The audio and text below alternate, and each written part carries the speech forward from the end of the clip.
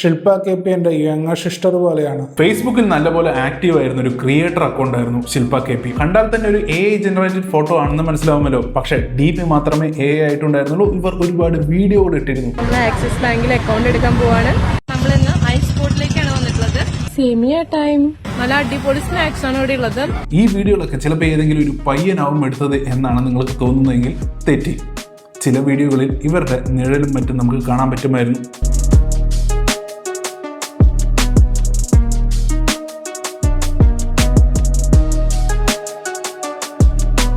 മാത്രമല്ല ഒരു പെൺകുട്ടിയുടെ റിയൽ ഫോട്ടോയും DP ആക്കി വെച്ചിട്ടുണ്ടായിരുന്നു ഇടയ്ക്ക്.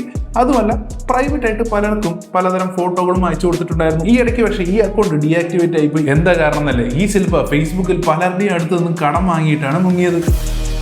ഇതുപോലെ പൈസ പോയ ചിലരുടെ അടുത്ത് ഞാൻ സംസാരിച്ചിട്ടുണ്ടായിരുന്നു. 2025 ജൂലൈയിൽ ആദ്യം സ്നേഹിക്കണം ഇയാള് നമ്മുടെ പേഴ്സണൽ കാര്യങ്ങൾ ചോദിച്ചു പോയിട്ടുള്ള കാര്യങ്ങൾ ജോലി കൊച്ചിയാണ്, ഹോസ്റ്റലിലാണ്, പഠിക്കാനും മോശം പഠിക്കാൻ ഒരു ഇന്നസെന്റ് പെൺകുട്ടിയാണ് എന്ന് വരുത്തി തീർക്കാൻ വേണ്ടി കുറച്ച് നോക്കിയിരുന്നു ആദ്യം ശില്പ. ഒരു ആളെ മിസ്ബിഹേവ് ചെയ്തിട്ട് കാരണം ആണുങ്ങളെ പേടിയാ, ആണുങ്ങളെ അതുക്കില്ല, അതുവരെ പ്രയോഗിച്ചിട്ടില്ല, എല്ലാം അയക്കാം. ഈ വീട്ടിന് പറയാം ആളൊക്കെ കല്യാണം. കൂടുതലും ശില്പ ടെക്സ്റ്റ് വഴിയാണ് മെസ്സേജ് അയച്ചിരുന്നത്. ഇടയ്ക്ക് വല്ലപ്പോഴും മാത്രം വോയിസ് അയക്കും. ഇതിലൊരു ഇമ്പോർട്ടന്റ് കാര്യം പറയാനുള്ളത്, ശില്പ ഏതൊരു ഓൺലൈൻ ഫ്രണ്ടിനെ പോലെയായിരുന്നു സംസാരിച്ചിരുന്നത് എല്ലാവരുടെ അടുത്തും കാലങ്ങളോളം. പക്ഷേ മെല്ലെ മെല്ലെ സംസാരങ്ങൾ ഒരു ലവ് ട്രാക്കിലേക്ക് കൊണ്ടുപോകാനും അവർ മടിച്ചില്ല. ഇടയ്ക്ക് പിന്നെ കല്യാണക്കാരും മുത്തക്കാരൊക്കെ പറയുമ്പോൾ നെയ്യാണ് സെറ്റാണ് ഇത് പറയും, പിന്നെ ചൊറ്റാണെങ്കിൽ ഓപ്പിയാണ്.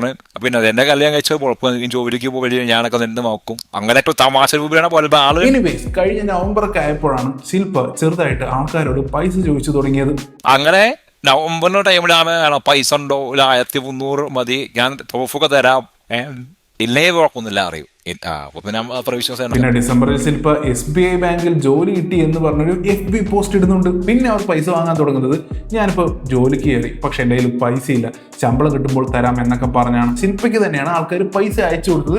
ബാങ്ക് അക്കൗണ്ടിന്റെ പേര് ശില്പ KP എന്നുമാണ്. ഒരാൾ ശില്പയ്ക്ക് അയച്ചു കൊടുത്തത് 80,000 രൂപയാണ്, വേറൊരാൾ 3 ലക്ഷമാണ് പോയത് എന്നും പറഞ്ഞ് പോസ്റ്റ് ഇട്ടിട്ടുണ്ടായിരുന്നു. ഇനിയാണ് ട്വിസ്റ്റ്. ഇതിനിടയ്ക്കാണ് ഡിസംബർ ടൈമിലേക്ക് കാനഡ ജോബിന്റെ കാര്യം പറയണം. എന്റെ ബ്രദർ ഉണ്ട്, എന്താ കസിൻ ബ്രദർ ഉണ്ട് കാനഡ. മാസം എന്തെങ്കിലും പോയി 2 ദിവസം മുമ്പ് പൈസ നോക്കണ്ട, ഈ പൈസ ആവശ്യം നീ അവന് ലോൺ കിട്ടും, അങ്ങനെ സെറ്റാക്കി തരാം. ഈ കസിനാണ് നമ്മുടെ ആള്. പേര് ഋതുൽ കൃഷ്ണ. ഈ ഋതുൽ കൃഷ്ണ ആരാന്നല്ലേ, ഒറിജിനൽ ശില്പ KPയുടെ ഹസ്ബൻഡാണ്. അയാളാണ് ഈ അക്കൗണ്ട് ഹാൻഡിൽ ചെയ്തുകൊണ്ടിരുന്നത്. പക്ഷെ അയാൾ മാത്രമാണോ? Wait for part 2.